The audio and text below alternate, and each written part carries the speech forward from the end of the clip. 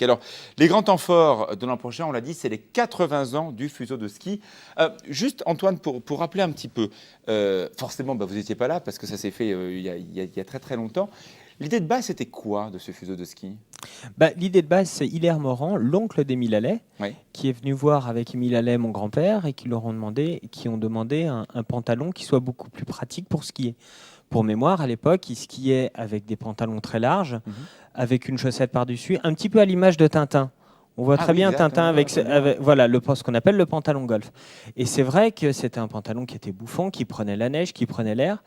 Et je pense que le fuseau a été une des premières fois où, dans le vêtement, on a fait attention aussi à l'aérodynamisme. Donc, le gagner confort. des secondes à l'époque, avec des skis qui étaient très très longs. Non, pas forcément par rapport au vent, mais surtout par rapport au fait que ça accrochait à la neige. Ah oui, et donc que le pantalon était lourd, qu'il était. Enfin voilà, c'était vraiment de l'inconfort. Donc le confort, de la technicité. Et le fuseau, on a une collection de fuseaux et on cherche à l'agrandir d'ailleurs. Un petit appel aux téléspectateurs. On a plusieurs fuseaux et on voit la façon dont il a évolué, c'est incroyable. Mais il ressemble aujourd'hui à celui de votre grand-père ou ça n'a rien à voir? Il y a eu 50 fuseaux différents. Aujourd'hui, dire que le fuseau ressemble... Enfin, si on devait dessiner, Pierre est meilleur que moi pour faire ça, pour moi, fuseau, c'est... Alors, le fuseau, en fait, qu'est-ce que c'est? Qu'est-ce qui va définir le fuseau? C'est un élastique qui passe sous le pied. Pour le tendre. Voilà, pour le tendre. Donc c'est ça, exactement, un pantalon tendu et non pas un pantalon moulant. Parce que souvent, on confond le legging avec le fuseau. Non, attention, un fuseau, c'est un pantalon qui est tendu, qui va avoir donc forcément un pli sur le devant, ce qui va lui donner son côté gainant, entre guillemets.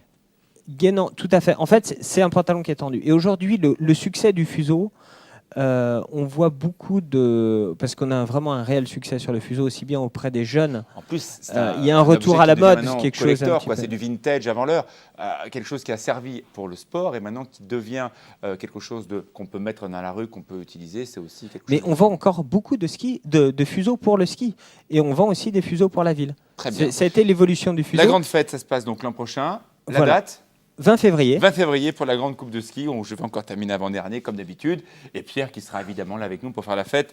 Ça sera donc un samedi soir sur la place de l'église. Non, la coupe de ski aura lieu la journée, à partir de 9h sur le stade de la Côte 2000. Oui. Et donc on attend de nombreux participants. On ouvre une catégorie de gens déguisés en habits d'époque. Ah, tiens, on a peut-être nos chances. Voilà. Donc, ressortez vos fuseaux. Le 20 février 2010 sur le stade de la Côte 2000.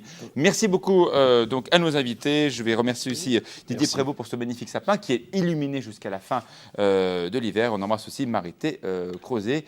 Voilà, bien fort. Merci à vous trois. On se retrouve demain soir pour un prochain C'est à voir. Et donc, ne manquez pas d'écouter My Way comme d'habitude. Chanson mythique. Salut, à bientôt. Au revoir.